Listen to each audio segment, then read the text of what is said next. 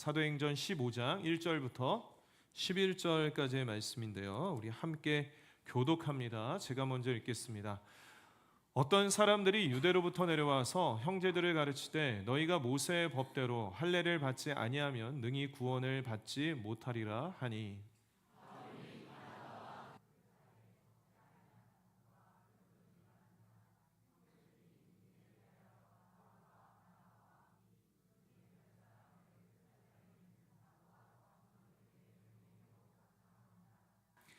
그들이 교회의 전송을 받고 베니게와 사마리아로 다니며 이방인들이 주께 돌아온 일을 말하여 형제들을 다 크게 기쁘게 하더라. 예루살렘에 이르러 교회와 사도와 장로들에게 영접을 받고 하나님이 자기들과 함께 계셔 행하신 모든 일을 말하매, 바리새파 중에 어떤 믿는 사람들이 일어나 말하되 이방인에게 할례를 행하고 모세 율법을 지키라 명하는 것이 마땅하다 하니라. 사도와 장로들이 이 일을 의논하러 모여 많은 변론이 있은 후에 베드로가 일어나 말하되, 형제들아 너희도 알거니와 하나님이 이방인들로 내 입에서 복음의 말씀을 들어 믿게 하시려고 오래전부터 너희 가운데서 나를 택하시고 또 마음을 아시는 하나님이 우리에게와 같이 그들에게도 성령을 주어 증언하시고 믿음으로 그들의 마음을 깨끗이 하사 그들이나 우리나 차별하지 아니하셨느니라. 그런데 지금 너희가 어찌하여 하나님을 시험하여 우리 조상과 우리도 능히 매지 못하던 멍에를 두려느냐. 함께 읽습니다. 그러나 우리는 그들이 우리와 동일하게 주 예수의 은혜로 구원받는 줄을 믿노라 하니라. 아멘.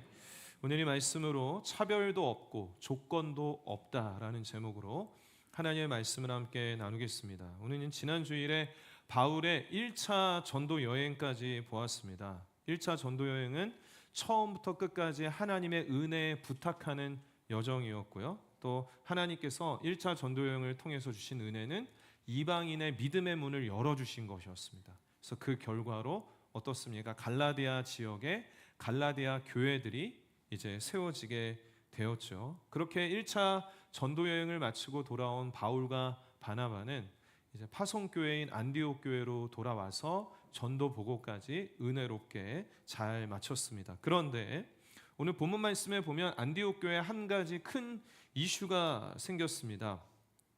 어떤 사람들이 유대에 와서 안디옥 교회 성도들에게 이렇게 말하는 것입니다.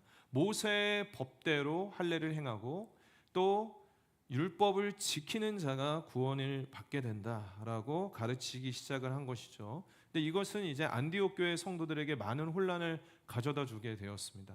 근데 안디옥 교회는 이방인들 중심으로 세워진 교회잖아요. 근데 이런 생각을 할 수가 있었겠죠. 나는 할례를 받지 않은 이방인인데 내가 과연 그러면 구원받지 못한 것인가? 유대인들에게 주어진 그 율법을 지키지 않으면 올바른 믿음이 아닌가? 이러한 생각들을 하게 된 것이죠. 여러 가지 이제 교회 안에 혼란을 가지게 되었습니다. 이에 이제 안디옥 교회 지도자인 바나바와 바울은 가만히 있지 않죠. 나서게 되는데 2절 말씀에 보면 바울 및 바나바와 그들 사이에 적지 아니한 다툼과 변론이 일어난지라. 형제들이 이 문제에 대하여 바울과 바나바 및 그 중에 몇 사람을 예루살렘에 있는 사도와 장로들에게 보내기로 작정하니라. 그렇습니다. 이 유대에서 온 사람들 그리고 이제 바나바와 바울 사이에 적지 아니한 다툼과 변론이 있었다라고 합니다. 그도 그럴 것이 이제 바나바와 바울은 1차 전도여행 참 은혜롭게 마치고 돌아왔고 1차 전도여행을 통해서 분명하게 그 갈라디아라는 이방 땅에도 예수님을 믿음으로 인해서 구원받는 자들이 더하게 된 것을 분명히 보고 왔거든요. 그렇게 해서 갈라디아 교회도 세워진 것을 보고 왔는데 정작 이 안디옥 교회 내에 이런 혼란이 있으니까 아니 우리 이방인들은 구원 못 받나 그러면? 할례를 받지 않았는데 나의 믿음은 잘못된 것인가? 이러한 혼란을 주게 되니까 바나바와 바울은 그 부분은 물러설 수가 없죠. 구원론에 관련된 부문이기 때문에 그렇습니다. 다행인 것은 이것이 이제 어떠한 교회 내의 대립이나 감정 싸움으로 번지게 된 것이 아니라 그럼 이 문제를 우리가 예루살렘에 가지고 가서 예루살렘 공의회에 붙이자 그리고 결론을 내자라고 했고 오늘 말씀에 보니까 다행스럽게도 제대로 된 결론이 나게 되었습니다. 우리가 옷을 입을 때 첫 단추를 잘 깨는 게 중요한데요. 지금 초대교회는 구원론에 대한 첫 단추를 이 일로 인해서 잘 깰 수 있게 되었습니다. 구원이란 무엇인가? 그리고 구원은 어떻게 우리에게 오는가? 어떻게 구원받을 수 있는가에 대한 구원론의 첫 단추를 잘 깨게 되는 그러한 모습을 오늘 본문 말씀을 통해서 보게 됩니다. 우리 흩어진 화평 가족들도 오늘 이 말씀을 통해서 믿음과 구원에 대한 좀 바른 정립을 오늘 또 할 수 있는 시간이 되기를 바랍니다. 첫 번째 기억해야 될 것은 구원에 다른 조건은 없다라는 것입니다. 구원에는 다른 조건은 없습니다. 바울과 바나바가 예루살렘 공의회에 이제 참석을 해서 회의가 진행이 되는데 그곳에서 바리새파 사람들이 이렇게 구원의 조건을 내세웁니다. 5절 말씀에 보니까요. 바리새파 중에 어떤 믿는 사람들이 일어나 말하되 이방인에게 할례를 행하고 모세의 율법을 지키라 명하는 것이 마땅하다 하니라. 그 회의 중에 구원의 조건으로 할례 받아야 구원받고 그리고 율법을 행해야 구원받는다. 구원은 그런 것이다라고 주장하는 바리새파 사람들이 있었다라는 것입니다. 근데 이방인들에게 있어서 이 할례 또 율법 이런 것은 굉장히 생소한 것이었어요. 할례는 구약 시대 때 이스라엘 백성들이 태어나면 8일 만에 할례를 행하는데 남자의 생식기 포피를 잘라내는 것입니다. 그것이 하나의 사인이 됩니다. 평생에 나는 하나님의 백성이다라는 그 할례를 통해서 알게 되고 할례를 행하지 않으면 이스라엘 백성 중에 제하여 버릴 수가 없고 이러한 것은 1000년 이상 지켜오던 것들이었기 때문에 유대인들이라면 이 전통에 굉장히 뿌리 박혀 있습니다. 그래서 이 할례를 행하지 않았는데 구원을 받아? 이것은 유대인들 입장에서 납득이 되지 않는 부분이었기에 이방인들도 할례를 행해라. 그래야 구원받는다라고 말하기 시작을 했다라는 것이죠. 그러나 우리 예수님께서는 육체의 할례의 요구를 폐지하셨어요.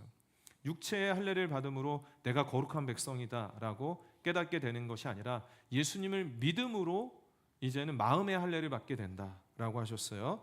골로새서 2장 11절과 12절 말씀에 우리 11절을 같이 한번 읽을까요? 시작. 또 그 안에서 너희 손으로 하지 아니한 할례를 받았으니 곧 육의 몸을 벗은 것이요 그리스도의 할례니라. 제가 12절 읽습니다. 너희가 세례로 그리스도와 함께 장사되고 또 죽은 자들 가운데서 그를 일으키신 하나님의 역사를 믿음으로 말미암아 그 안에서 함께 일으키심을 받았느니라. 즉 예수님을 믿음으로 말미암아 그 예수님의 그 십자가와 부활이 나의 죽음과 나의 부활 생명이 되어서 우리는 마음의 할례를 받음으로 하나님의 백성이 되는 것이지 예전처럼 구약시대 때처럼 육체의 할례를 받았느냐 마느냐가 구원이 있느냐 없느냐를 결정할 수 없다라는 것입니다.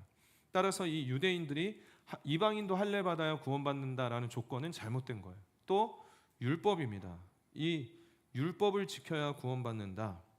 이 율법은 하나님께서 모세를 통해서 이스라엘 백성들에게 주신 것인데 생각해 보면 하나님께서 시내산에서 율법을 주신 것이 먼저입니까? 애굽에서 출애굽 시켜 주신 것이 먼저입니까? 출애굽을 먼저 시켜 주셨고요. 내가 사랑하는 그 백성, 구원한 백성들이 세상 가운데에서 내가 거룩하니 너희도 거룩해라. 거룩한 백성으로 살 수 있도록 사랑의 마음으로 주신 것이 율법입니다. 하나님의 백성을 올가매고 막 부담을 주고 그러려고 율법 주신 것이 아니에요. 그래서 그것 또한 구약 시대 때에도 율법은 조건이 아니었어요.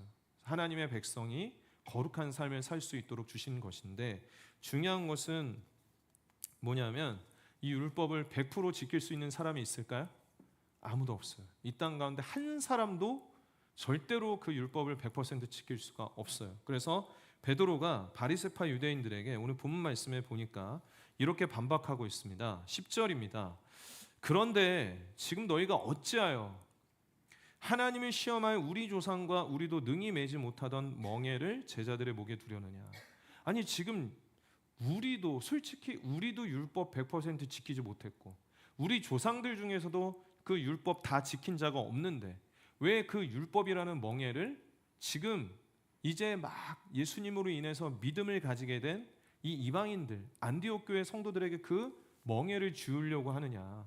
율법의 기능은 그런 것이 아니다. 여러분, 율법은 우리가 다 지키지 못하기 때문에 그런 필요 없는 것이냐? 그렇지 않습니다. 율법의 목적은 무엇입니까?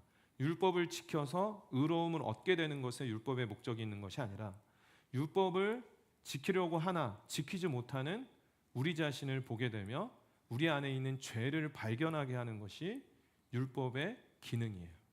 그래서 로마서 3장 20절 말씀에 보면 같이 읽습니다. 시작. 그러므로 율법의 행위로 그의 앞에 의롭다 하심을 얻을 육체가 없나니 율법으로는 죄를 깨달음이니라. 아멘. 이것이 중요합니다. 난 율법 행했어. 어느 정도 행했어. 나는 의로워. 이것이 율법의 목적이 아니라, 율법을 보고 하나님의 말씀을 볼수록 우리는 무엇을 발견해야 되는가? 나는 예수님의 의로움 없이는 살아갈 수 없는 죄인이구나. 내가 이렇게 죄악되구나라는 사실을 발견하게 되는 것이죠. 그래서 갈라디아서 2장 16절 말씀에 사람이 의롭게 되는 것은 율법의 행위로 말미암음이 아니요 오직 예수 그리스도를 믿음으로 말미암은 줄 알므로 우리도 그리스도 예수를 믿나니 이는 율법의 행위로서가 아니고 그리스도를 믿음으로써 의롭다함을 얻으려 함이라. 율법의 행위로서는 의롭다함을 얻을 육체가 없느니라. 사도 바울이 후에 갈라디아 교회에 편지를 쓰면서도 분명하게 얘기하죠. 율법으로 의롭다함을 받을 수 있는 자는 없다. 율법을 통해서 우리는 죄인됨을 발견하고 우리는 예수 그리스도의 의가 필요한 존재라는 것을 깨닫게 하는 것이 바로 율법의 기능이다. 따라서 구원에 있어서 율법이 조건이 될 수가 있나요? 할례가 조건이 될 수 있을까요? 그럴 수 없습니다. 어떠한 구원에 대한 어떠한 조건도 없어요. 그렇다면 만약에 조건이 있다면 우리 중 누가 구원받을 수 있겠습니까? 우리 중 누가 그러한 조건을 만족시킬 수 있는 자가 절대 없어요. 그래서 할례 받았느냐, 율법을 지켰느냐 이외에 그 어떠한 것도 구원의 조건이 될 수가 없다. 구원에는 조건이 없습니다. 이것이 이제 오늘 말씀을 통해서 첫 번째 깨닫는 것이고, 그에 이어서 베드로가 이렇게 선포하고 있습니다. 9절 말씀에 믿음으로 그들의 마음을 깨끗이 하사 그들이나 우리나 차별하지 아니하셨느니라. 두 번째 우리가 보게 되는 것은 복음 앞에 어떤 차별도 없다라는 것입니다. 복음 앞에서는 어떤 차별도 없습니다. 혈통이나 빈부, 남녀, 노소, 귀천 그 어떠한 것도 복음 앞에서는 차별이 없습니다. 사실 복음 앞에서 차별이 없다라고 지금 말하고 있는 이 베드로도 과거에는 그 이방인을 차별하던 자였습니다. 아까도 말씀드렸지만 율법을 지키고 할례를 행하는 게 적어도입니다. 적어도 이스라엘 역사 중에 1000년, 많게는 2000년까지 잡는데 1000년 이상 지속되어 왔기 때문에 이 전통의 뿌리가 너무나도 깊었거든요. 베드로도 유대인이라 그걸 깨기가 너무나도 어려웠어요. 근데 만약에 한번 생각해 보십시오. 베드로가 예루살렘 교회에 담임 목사인데 이방인에게 구원이 없다라고 생각을 한다면 이 복음이 절대로 예루살렘을 넘어서 갈 수가 없습니다. 유대인을 넘어서 갈 수가 없습니다. 그래서 하나님께서는 우리가 이전에 보았는데요. 사도행전 10장 말씀에 보면 환상을 보여주시면서 베드로가 기도하는 중에 환상을 보여주시는데 큰 보자기를 내려주시면서 그 안에 율법에서 먹지 않게 한 그런 짐승들이 가득 담겨 내려옵니다. 그리고 베드로야 그걸 먹어라. 베드로가 말하죠. 절대 못 먹습니다. 저 먹지 않습니다. 아니다. 내가 깨끗하게 했으니까 먹어라. 저 절대 먹지 않습니다. 하나님이 깨끗게 하셨다고 그랬는데 그것을 3번이나 반복하면서 베드로가 그렇게 하거든요. 그러니까 아직도 베드로가 이 율법에 대한 조건, 구원에 대한 조건이라고 생각하고 또 그렇게 생각한다면 당연히 이방인에 대한 차별이 있을 수밖에 없거든요. 저 이방인들에게 구원이 있느냐? 근데 하나님이 어떻게 하십니까? 그 환상 보여주신 다음에 이방인 고넬료를 베드로에게 보내시잖아요. 그리고 이방인 고넬료가 예수 그리스도를 믿음으로 구원받는 것을 베드로가 보게 됩니다. 그래서 베드로가 이제는 이렇게 고백하죠. 하나님은 사람을 외모로 보시지 않는다. 차별이 없다. 그래서 오늘 말씀에서 그렇게 고백하고 있는 것인데, 또 하나의 이제 비하인드 스토리가 있는데, 오늘 예루살렘 공의회가 이루어지기 전에 베드로와 바울 사이에 어떠한 일이 있었는지 갈라디아서에 바울이 좀 기록을 하고 있습니다. 함께 보겠습니다. 갈라디아서 2장 11절부터 13절 말씀에 보면 이렇게 바울이 말합니다. 게바가 이 베드로죠. 예루살렘에서 사역을 하는데 안디옥에 온 날이 있습니다. 근데 책망받을 일이 있기로 내가 그를 대면하여 책망하였노라. 그러니까 바울이요, 내가 베드로 아주 혼낸 적이 있다, 이렇게 기록하고 있습니다. 아주 책망받을 일이 있어서 내가 그냥 책망을 했다. 근데 왜 그렇게 바울이 베드로를 책망할 정도였는가? 12절 말씀에 보니까 야고보에서 온 어떤 이들, 유대인들이 왔습니다. 그런데 게바가, 베드로가 이방인과 함께 먹다가 예루살렘에서 손님이 왔으니까 식사 대접을 한 것이죠. 근데 안디옥 교회는 이방인 중심의 교회니까 그 식사의 자리에 이방인들랑 같이 식사를 하고 있었습니다. 근데 율법에는 이방인들과 식사하지 말라고 그랬거든요. 근데 그 안에서 이제 식사를 하다가 유대인들이 식사하는 자리에 들어오니까 베드로가 깜짝 놀라가지고 이게 무슨 매너입니까? 그 자리를 떠났다는 거예요. 근데 이것에 대해서 바울이 그냥 책망을 했다라는 거예요. 그래서 13절에 보니까 남은 유대인들도 그와 같이 외식함으로 바나바도 그들의 외식에 유혹되는, 바나바까지도 영향을 줄 정도로 이러한 일이 있었기에 내가 그냥 바울이 베드로를 그냥 혼낸 적이 있다, 책망을 한 적이 있다. 그 정도로 베드로도 그 전통이나 율법이나 이방인에 대한 편견, 이것에서 벗어나기가 어려웠던 거예요. 심지어 예루살렘 교회 안에서 사역을 하고 진짜 예수님의 그 복음을 전하면서도 아직도 거기에서 벗어나질 못했어요. 근데 이러한 계기를 통해서 베드로는 어떻습니까? 이방인에게도 분명히 구원이 있다라는 것들을 베드로도 깨닫게 된 것이죠. 오늘 본문 말씀에는 이제 이방인이냐 유대인이냐, 헬라인이냐 유대인이냐, 혈통에 대해서 이야기하지만 어떠한 생활 수준 아니면 사람의 배경, 그 어떠한 것도 우리가 복음 앞에서는 차별이 없습니다. 예수님의 동생인 야고보, 그 야고보가 야고보서를 기록을 했죠. 예수님의 제자인 야고보가 기록한 것이 아닙니다. 예수님의 동생인 야고보가 이렇게 기록합니다. 2장 1절과 4절 말씀에 보면 내 형제들아, 영광의 주 곧 우리 주 예수 그리스도에 대한 믿음을 너희가 가졌으니 사람을 차별하여 대하지 말라. 4절에 너희끼리 서로 차별하여 악한 생각으로 판단하는 자가 되는 것이 아니냐. 거기에 2절 3절에 뭐라고 되어 있냐면 금가락지를 끼고 예배실에 들어오면 좋은 자리에 앉으십시오. 남루하게 들어오면 알아서 이런 식으로 했다라는 거예요. 그래서 야고보는 분명하게 우리 안에 차별이 있어서는 안 된다. 왜냐하면 복음에는 차별이 없기 때문에 그렇다라고 말합니다.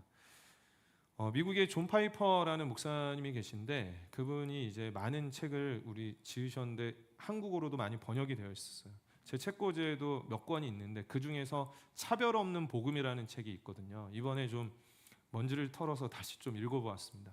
근데 이제 존 파이퍼 목사님이 스스로 솔직히 뭐라고 고백하냐면 자기는 인종을 차별했다. 백인 중심의 사회였기 때문에 흑인에 대한 차별이 있었다라고 솔직하게 이야기를 합니다. 그리고 이 인종주의라는 것은 복음 앞에 겸손함을 잃어버리게 만들고 결국 자신과 닮은 것을 숭배하고자 하는 인간의 어떠한 교만, 죄에서 비롯된 것이다. 그러니까 거기에서 책에 이렇게 기록하고 있습니다. 이렇게 말하는데요. 한번 볼까요? 예수 그리스도는 십자가에서 피 흘려 죽으심으로 모든 민족과 족속을 구속하셨고 우리는 십자가를 통한 새로운 혈통을 가지게 되었다. 인종적 편견을 극복하는 힘은 끊임없이 십자가의 은혜의 뿌리를 내리고 자아를 부인하는 데서 나온다. 그렇습니다. 어떠한 우리 가운데 차별하는 마음, 만약에 저 차별과 저 편견이 깨어지지 않으면 우리가 선교할 수 있을까요? 없어요. 그리고 저 차별하는 마음이 생기면 솔직히 그 마음 안에 교만함이 있는 거예요. 나는 이것도 하고 저것도 했으니까 나는 의로운데 저 사람은 안 돼. 저 사람은 의롭지가 않아. 자꾸 어떠한 조건을 내세우고 있는 거거든요. 그런데 이러한 차별이 있어서는 안 된다. 그래서 오늘 베드로도 자신도 과거에 그렇게 이방인을 차별하고 막 그 이방인들과 안디옥 교회 성도들과 식사하는 중에 막 화들짝 놀라서 일어설 정도로 그러한 일을 행했지만 이제는 차별이 없다. 저 사람이나 우리나 차별 없는 복음이 있다라고 분명하게 이야기하고 있고요.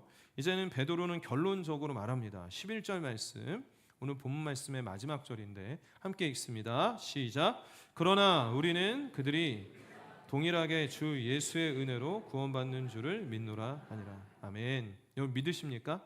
동일하게 차별도 없고 조건도 없이 예수의 은혜로 구원받는다. 세 번째 마지막으로 오직 주 예수의 은혜뿐입니다. 구원에는 다른 것을 첨가할 필요가 있을까요? 다른 조건이 있을까요? 누군가에게는 이 은혜가 주어지고 누군가에게는 주어지지 않는다면, 차별이 있다면 이것은 온전한 은혜가 아니죠. 누구에게나, 누구든지 예수님을 믿는 자에게는 이 은혜가 임한다. 차별이 없고 조건이 없다라고 예루살렘 공의회에서 바른 결론이 내지게 된 거예요. 그래서 만약에 이 공의회에서 제대로 결론이 안 났다면 상상해 보십시오. 안디옥 교회에 많은 혼란이 있었을 거예요. 할례 받았어? 율법 행했어? 라고 하면서 서로 그 안에 분쟁이 있고, 예수 그리스도로 충분하지 않아. 예수님 믿어야 되겠지만 율법도 행해야 구원받는 거야.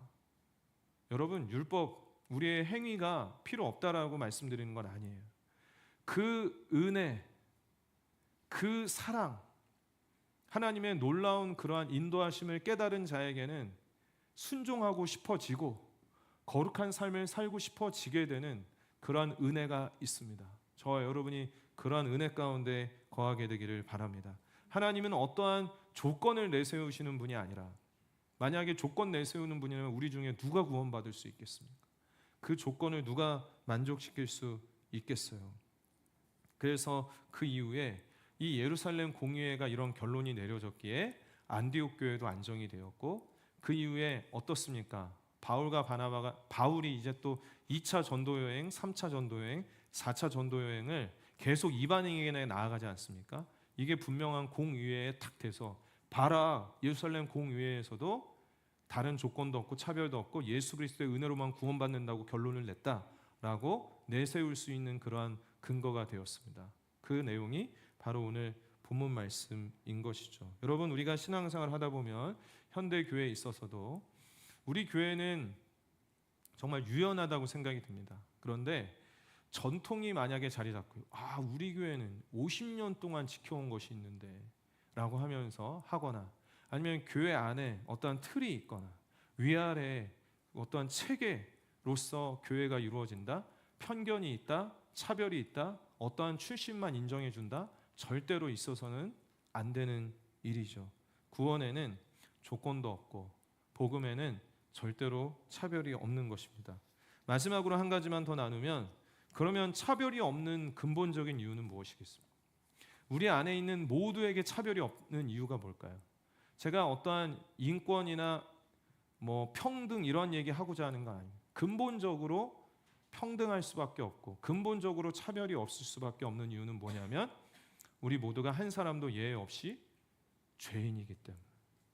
그래서 차별할 수가 없어요. 우리가 누구를 차별합니까? 함부로 편견을 가져서도 안 될 것입니다. 만약에 선교하는 우리가 선교를 생각할 때, 그 민족을 생각을 할 때, 키르기스탄의 그 무슬림들을 생각을 할 때, 그들에게 구원이 있겠어? 라고 만약에 우리 안에 차별이 있다면 우리는 선교할 수 없어요. 복음 앞에 나 같은 죄인, 이 인류가 다 죄인인데 나 같은 죄인을 구원해 주신 것이 너무나도 은혜다라는 그러한 고백을 올려드릴 때, 그 믿음이, 그 구원론이 분명할 때 우리에게 있어서는 지역사를 향해서, 다음 세대를 향해서, 또 열방을 향해서, 한국 교회를 향해서 나아갈 수가 있게 되는 것이죠. 로마서 3장 22절 24절 제가 읽어드리겠습니다. 곧 예수 그리스도를 믿음으로 말미암아 모든 믿는 자에게 미치는 하나님의 은이 차별이 없느니라. 모든 사람이 죄를 범하였음에 다 평등할 수밖에 없는, 다 동일할 수밖에, 차별이 있을 수가 없어요. 다 죄인이기 때문에 하나님의 영광에 이르지 못하더니 그리스도 예수 안에 있는 성령으로 말미암아 하나님의 은혜로 값없이 의롭다 하심을 얻은 자가 되었습니다. 여러분, 정말 이러한 은혜를 우리가 받은 줄로 믿습니다. 마지막으로 한 번 더 로마서 10장 12절 13절 우리 같이 한번 읽습니다. 시작. 유대인이나 헬라인이나 차별이 없음이라 한 분이신 주께서 모든 사람의 주가 되사 그를 부르신 모든 사람에게 부여하시도다. 누구든지 주의 이름을 부르는 자는 구원을 받으리라. 아멘. 할렐루야. 누구든지 주의 이름을 부르는 자는 구원을 받습니다. 사도행전 말씀을 계속 나누면서 사도행전 전체를 끌고 가는 말씀은 사도행전 1장 8절 말씀이라고 했습니다. 오직 성령이 너희에게 임하시면 너희가 권능을 받고 예루살렘, 온 유대, 사마리아, 땅끝까지 이르러 내 증인이 되리라. 이 일을 하는 분은 하나님이시고 하나님의 선교를 이루어 가시는데 만약에 하나님의 그 구원과 그 복음이 차별이 있고 조건이 있다면 예루살렘을 넘어갈 수가 없어요. 어떻게 우리에게 올 수가 있었겠습니까? 우리 안에서도 진짜 이러한 바른 구원론을 가지고 바른 믿음을 가지고 이 복음은 차별이 없고 조건이 없다. 오직 예수 그리스도를 믿음으로 온전히 나에게 주어진 은혜로 살아간다. 나는 구원받았다라는 그런 믿음으로 나아가게 되기를 간절히 소원합니다. 함께 기도하겠습니다. 기도할 때에 말씀을 기억하며 함께 기도하겠습니다. 여러분, 만약에 정말 차별이 있다면, 조건이 있다면